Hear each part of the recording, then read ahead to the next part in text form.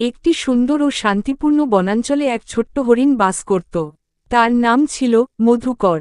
মধুকর ছিল একদম নবীন এবং সরল। সে জীবনের সবকিছু খুব সহজেই গ্রহণ করত। তার প্রধান কাজ ছিল বনের মাঝখানে সুন্দর সব গাছের ছায়ায় বসে রোদ পোহানো অথবা নদী থেকে পানি পান করা।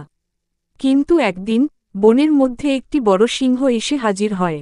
সিংহটি ছিল খুব ভয়ঙ্কর এবং শক্তিশালী।